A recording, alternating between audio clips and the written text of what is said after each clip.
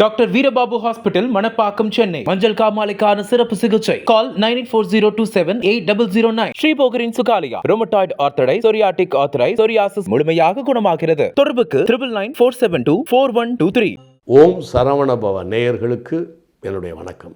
ஜோதிடம் அறிவியலா இல்லை நம்பிக்கையா இல்லை ஆன்மீக சம்பந்தப்பட்டதா, இந்த மாதிரி நிறைய கேள்விகள் எல்லா இடமும் இருக்கிறது. இந்த ஜோதிடம் ஏறக்குறைய ஒரு 6000 வருஷமாக இருக்குது. ஜோதிடம் இயேசுநாதருக்கு 4000 வருடத்துக்கு முன்பாக மெசபடோமியா, பாபிலோனியா இந்த மாதிரி இடங்கள்லாம் நிறைய ஜோதிடம் இருக்குது. 1300 வருடத்திலிருந்து ஏறக்குறைய 1600 சில்லறையிலேருந்து தனிப்பட்ட முறையில் ஜாதகம் கணிக்கிறது வந்துருச்சு. நம்ம அதுக்கெல்லாம் போய் ஆய்வு செய்ய வேணாம். நான் எப்படி இந்த ஜோதிடத்துக்குள் வந்தேன், எப்படி இதை நம்ப ஆரம்பித்தேன் அப்படிங்கிறத நான் சொல்லிடுறேன். இப்போ லெனின் சொல்லுவார், ரஷ்யாவின் தந்தை லெனின், தியரி ப்ராக்டிஸ்ன்னு சொல்லுவார். ஒரு தியரி இருக்குது அப்படின்னு சொன்னால் அதை ப்ராக்டிஸ் பண்ணி பார்க்கணும், அப்போ தான் அது உண்மையாக பொய்யான்னு தெரியும். அது மாதிரி இந்த ஜோதிடத்தை பற்றி எல்லாருமே ஏறக்குறைய ஒரு குறிப்பாக இப்போ சொல்லப்போனால் ஒரு 200-300 வருடமாகவோ இல்லை 2000 வருடமாகவோ எல்லோரும் சொல்லிக்கிட்டு இருக்காங்க. ஆனால் அதை என்னுடைய ஆயுசு நாட்களில் குறைந்தது நானே நேரடியாக 35 ஆண்டுகளாக இதை நான் ஆய்வு செய்திருக்கிறேன். என்னுடைய 20 வயது வரையும் நான் ஒரு காட்டுக்குள்ளே போய் தவம் பண்ணுற அளவுக்கு நான் இருந்தேன். அந்த அளவுக்கு நான் சாமியை கும்பிடுவேன். ஏன்னா அவ்வளவு சோதனைகள் எனக்கு, அவ்வளவு இதில் அதெல்லாம் பின்னால் நான் ஜோதிடம் படித்த பிறகு தெரிஞ்சுக்கிட்டேன். நான் 20 வயதுலேருந்து 25 வயது வரைக்கும் பெரியாருடைய புஸ்தகங்கள் நிறைய படித்திருக்கிறேன்.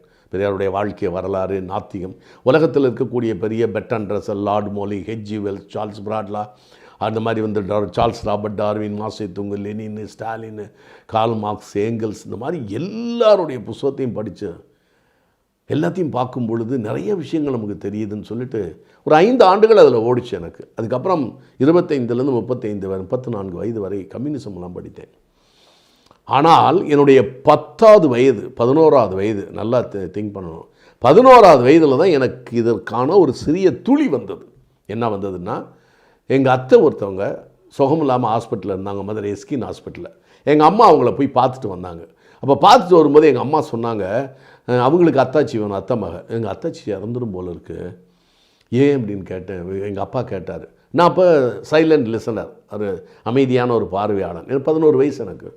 மாதிரி எங்கள் அம்மா அவர் பிறந்தவொடனே, எங்கள் அத்தை பிறந்தவுடனே எங்கள் தாத்தா ஒரு பக்கத்தில் ஒரு ஜோதிடர் சொல்லியிருந்திருக்காரு. 1912 பிறந்தவங்க எங்கள் அத்தை. அப்போ ஜோதிடர் பார்த்துட்டு சொல்லியிருக்காரு, ஒரு 10 வரி எழுதி கொடுத்துருக்கான் அந்த ஜோதிடக்காரன். அதாவது குழந்தை பிறந்து 2-3 மணி நேரத்தில். இப்போ குழந்தை பிறந்திருக்கு எங்கள் அக்காவுக்குன்னு சொல்லியிருக்காரு. பக்கத்து வீட்டுக்கு வந்திருக்காரு, அவர் வெளியூருக்காரு, அங்கேயே எழுதி கொடுத்துட்டாரு. இந்த குழந்தை பிறப்பது ஒரு நாடு, வளருவது ஒரு நாடு, மறுபடியும் பிறந்த நாட்டிற்கே திருமணம் முடித்து வேறு ஒரு நாட்டுக்கு செல்வார். அதாவது பிறந்தது ஒரு நாடு, வளர்வது ஒரு நாடு, திருப்பி பிறந்த நாட்டுக்கே திருமணம் முடித்து போவது வேறு ஒரு நாடு. அங்கிருந்து திரும்பியும் பிறந்த நாட்டிற்கே தன்னுடைய 48வது வயதில் புற்றுநோய் கண்டு மரணம் அடைவாள் அப்படின்னு எழுதி கொடுத்துட்டார். தாத்தா ரொம்ப ஷாக் ஆகிட்டார். ஏன்னா இந்த அம்மாவுடைய சாவை, அக்கா மக சாவை தாத்தாவே பார்க்க வேண்டிய சூழ்நிலை. என்னடா இப்படி எழுதியிருக்காருன்னு அப்படின்னு சொல்லிட்டு ரொம்ப ஒன்றுமே புரியலை. ஏன்னா அப்போ அவருக்கு வயசு 64 வயசு தான். இது சின்ன வயசு 12னா, இவருக்கு ஒரு 16 வயசு எங்கள் தாத்தாவுக்கு. 48 வயசுனா நம்மளே பார்த்துருவோம் போல இருக்குது அக்கா மக சாவை. நாம் பிறந்து ஒரு பிள்ளையை பார்த்து நம்மளே மரணத்தை பார்க்க தான் விட்டுட்டார் அப்படியே. இதே எங்கள் அம்மா அங்கே போயிருக்கும்போது எஸ்கின் ஹாஸ்பிட்டலுக்கு எங்கள் அத்தையை பார்த்து, நான் சாமியெல்லாம் கும்பிட்டுருக்கேன், நீங்கள் சுகமாகிடுவீங்க அப்படின்னு சொல்லியிருக்காரு. இல்லைம்மா, I will tie very soon. நல்லா பேசுவாங்க, 5-6 லாங்குவேஜ் பேசுவாங்க. எப்படி சொல்கிறீங்க என்னன்னு இந்த கதையை சொல்லியிருக்காங்க. மாமா ஜோசியம் பார்த்தாங்க, இப்படி சொன்னாங்க, நான் இறந்துருவேன், டை வெரி சூன் சொல்லி 4-5 நாளில் இறந்துட்டாங்க எங்கள் அத்தை. இது என் மைண்டுக்குள்ளே இருந்துச்சு. நீங்கள் கேட்கலாம், 11 வயசில் இதெல்லாம் யாராவது பார்ப்பாங்களான்னு. 7 வயசு 8 வயசுலேருந்து நம்ம இன்னொருத்தரை பார்க்கக்கூடிய அந்த நினைவாற்றலும் அந்த ஒரு புத்தி கூர்மையும் உள்ளவர்கள் இருக்கிறார்கள். அது மாதிரி நானும் ஒரு பெரிய புத்திசாலி, புத்தி கூர்மையான ஒரு பிறவியாக நான் பிறந்தேன். அது எப்படிங்கிறதுக்கான காரணம் சொல்கிறேன். அப்போ நான் அதை பிறந்தது ஞாபகம் வச்சுருந்தேன். இப்படியே என்னுடைய ஜோதிட கணக்குகளை ஒவ்வொருத்தராக எடுத்துக்கிட்டே வந்தேன். அப்போ எங்கள் தாத்தாட்ட போய் கேட்டேன், என்னுடைய 15-16 வயசில். அப்போ இதெல்லாம் சொன்னார். இதெல்லாம் எடுத்தாலும் கோயின்சிடென்ஸு, இது கோயின்சைட் ஆகுது, இது வந்து காக்காயார பணம் பட விழுந்தது. இப்படி எத்தனையோ உதாரணங்கள்லாம் சொல்லி சொல்லி சொல்லி நம்முடைய விஞ்ஞான அறிவு, நம்முடைய சரித்திர அறிவு இவைகளெல்லாம் தள்ளி போட்டுக்கொண்டே வந்தது. நான் சினிமாவுக்கு வரும்போது எப்படி வந்தேன்னு நான் சொல்கிறேன். இதில் சிரிச்சிடாதீங்க, என்னை கமெண்ட் அடிச்சிடாதீங்க. நடனம் ஒன்றை தவிர எல்லாத்தையும் கற்றுக்கிட்டு வந்தேன் நான்.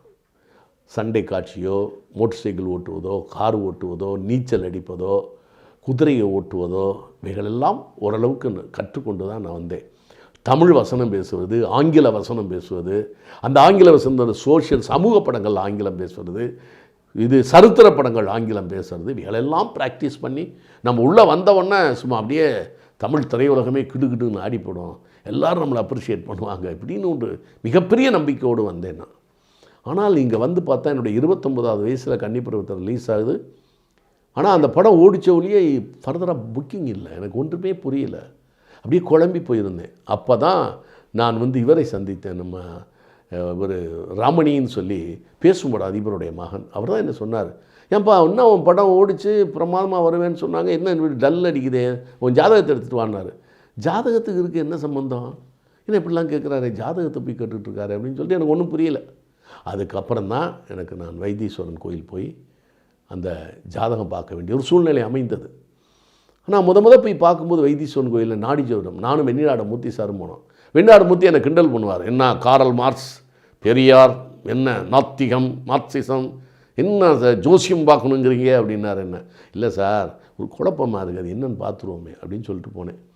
போன உடனே அவங்க சொன்னார், உங்கள் கைரேகையை கொடுத்துட்டு போங்க, நான் ராஜேஷ்னு எழுதியிருந்தேன், கைரேகையை கொடுத்துட்டு போங்க, போயிட்டு போனோம், நான் வந்து உங்களை பார்த்து வைக்கிறேன், ஒரு மணி நேரம் ஆகும் சார். நாங்கள் அதுக்குள்ளே இவர் சொன்னார், வாங்க வைத்தீஸ்வரன் கோயிலுக்குள்ளே போய் சாமி கும்பிட்டு வருவோம், உங்களுக்கு ஒன்றும் ஆட்சேபனை இல்லையே அப்படின்னா. எனக்கு இருக்குது சார் ஆட்சேபனை, எந்த கோயிலுக்குள்ளே வேணாலும் நான் வருவேன் அப்படின்னு சொல்லிட்டு நேராக போனேன். எல்லாம் சொல்ல முடிச்சு நேராக வந்தோம். வந்த உடனே அவர் எடுத்து வாசம், பிறந்த நாளில் ஜாதகம் பார்க்க அவர் வாங்கினாப்புல. பிறந்த நாள்னால் செப்டம்பர் 27, எனக்கு வந்து டிசம்பர் 20 என் பிறந்த நாள்னு இல்லைங்க, பிறந்த நாள் என்பது இந்த செவ்வாய்க்கிழமை தானே, நீங்கள் செவ்வாய்க்கிழமை தானே பிறந்தீங்க என்னாப்புல. ஆமாங்க, நான் செவ்வாய்க்கிழமை தான் பிறந்தேன்னு. அப்புறம் 3 நாள் கட்டு எடுத்துகிட்டு வாஸ்தாப்பில் அந்த 10 வரி தாங்க என்னை அப்படியே ஆட்டிருச்சுங்க. விரோதி ஆண்டு, மார்கழி திங்கள், பஞ்ச தேதி, செய்வாரம், வில்லியம் என்ற அப்பாவுக்கும் லில்லி கிரேஸ் என்ற அம்மாவுக்கும் 2வது சூலாக வந்து அவதரித்த ஸ்வாட்ஸு சாமுவேல் என்ற பெயர் கொண்ட ராஜேஷ் என்ற துணைப்பெயர் பின் சேர்க்க 3 சூல சகோதரர்களையும் ஒரு பட்டம் பிடித்த சகோதரியையும் பெற்று தன்னுடைய 34வது வயதில் நம்பிக்கையுடனும் பொறுப்புடனும் வசிஷ்டனாகி என்னை தேடி வந்திருக்கும் இயேசுகுல மைந்தனே, உனக்கு உன் எதிர்காலத்தை உரைக்கிறேன் கேளப்பா. தலை சுற்றிருச்சு, எனக்கு ஒன்றுமே புரியலை. எனக்கு அதிலிருந்து அந்த ஜாதகம் பார்த்ததுலேருந்து நான் ஜாதகம் படிக்க ஆரம்பிச்சிட்டேன். அதுக்கப்புறம் எனக்கு உன் திருமணம் வந்து 85 நாளுக்குள்ளே நடக்கும்னா, ஏன்னா எனக்கு அப்போ டிசம்பர் 20 என்னுடைய பர்த்டே. நான் பார்க்குறது செப்டம்பர் 27, 1983 செப்டம்பர் 27 செவ்வாய்க்கிழமை பார்க்குறேன். அதுக்கப்புறம் பார்த்தா எனக்கு டிசம்பர் 20 எப்படி சார் 85 நாள் இருக்கு, நான் எப்படி சார் பொண்ணு பார்ப்பேன் அப்படின்னு. அக்டோபர் 4 டப்புன்னு பொண்ணு அமைஞ்சது. நவம்பர் 9 கல்யாணம். நவம்பர் 9 1983. இந்த கல்யாணம் முடிந்தவுடன் உனக்கு வாழ்க்கையில் மிகப்பெரிய மாற்றம்னா பார்த்தா அச்சமில்லை ஆலய தீபம் சிறை எல்லாம் 100 நாள் ஓடிக்கிட்டுருக்கு. சரி, நம்ம பெரிய லெவலில் வரப்போகிறோன்னு சொல்லிட்டு நான் இருக்கேன். குமுதத்திலாம் எழுதுகிறாங்க, இன்றைய அசாருதீன் ராஜேஷ்னு எழுதுகிறாங்க. ஏன்னா அப்போ தான் அசாருதீன் பெரிய ஆள். என் 3 படம் 100 days தொடர்ந்து ஓடினது. மவுண்ட் ரோட்லாம் நிறைய பேனர்கள், என்னுடைய பேனர் இருக்குன்னு உமாபதியை பாராட்டினேன், ஆனந்த் தியேட்டர் ஓனர். என்னையா மவுண்ட் ரோட்டில் எங்கே பார்த்தாலும் ஓம் பேனராகவே இருக்குன்னு. நான் சென்னை வந்தப்போ எங்கே பார்த்தாலும் ஜெயலலிதா அம்மா படம் தான் இருந்துச்சு, பேனராக இருந்துச்சு. எனக்கு ஒரே ஆச்சரியம், நம்ம பெரிய ஆளாக வந்துட்டோம் அப்படிங்கிற மாதிரி. அந்த நேரம் நாகராஜன் என்று ஒரு ஜோதிடர், அவர் இருக்காரான்னு தெரியாது எனக்கு. அவர் போய் பார்த்தேன். நான் போய் பார்த்தப்போ அவர் என் ஃப்ரெண்டு கூப்பிட்டு போனார். இந்த மாதிரி உன்னுடைய ஜாதகத்தை எடுத்துகிட்டு வாயா, எவ்வளோ பணம்னு. 200 ரூபான்னு. ஜாதகத்தை எடுத்துகிட்டு போனேன். நைட்டு ஒரு 10 மணி இருக்கும். அப்படி போய் இப்படி கொடுத்தேன் ஜாதகத்தை. அப்படி வாங்கினார். சிம்ம லக்னம், பூராட நட்சத்திரம், தூக்கி போட்டார். அவ்வளோதான். இன்னொரு 8.5 வருஷத்துக்கு நீ எந்திரிக்க மாட்டேன்னாரு. என்ன சார் இப்படி சொல்கிறீங்க? படம் நான் உள்ளே நுழையும் போது சிறை 75வது போர்டு போஸ்டர் ஒட்டி இருக்குது, நானும் லட்சுமி அம்மாவும் இருக்கிறது. கையில் 10 படம் இருக்குது. இல்லை உனக்கு 7.5 சனி ஆரம்பிச்சிருச்சு, இனிமேல் நீ 8.5 வருஷத்துக்கு எந்திரிக்க மாட்டேன், நான் காலம்புறா நல்லா இருப்பேன் நீ அப்படின்னு. என்னையா அது 8 வருஷம் உட்காந்தா அப்புறம் எப்படியா எந்திரிக்க முடியும்னு சொல்லிட்டு எனக்கு ஒன்றும் புரியலை. அப்புறம் பார்த்தா தொடர்ந்து படங்கள் விழுகுது. 85, அப்புறம் 86 மாற்றங்கள் இப்படியே வந்துக்கிட்டே இருக்குது. போட்டதெல்லாம் நடக்குது. என்னடா பண்ணுறதுன்னு தெரியாமல் அதை சொல்லி முடித்தோன்னே ஒரு 2-3 நாள் கழிச்சு நேராக ஹக்கீம் பேதம்ஸ் போய் எல்லா புத்தகத்தையும் வாங்கிட்டு வந்தேன். ஜோதிடத்தில் என்னென்ன புத்தகம் இருக்கும் அள்ளி டிக்கியில் போட்டுட்டு வந்து படிக்க ஆரம்பித்தேன். கொஞ்சம் கொஞ்சமாக படிக்க ஆரம்பித்து இப்படியே ஆய்வுகளை தொடர்ந்தேன். அதுதான் நம்பிக்கைக்கு மிகப்பெரிய ஒரு விஷயம்.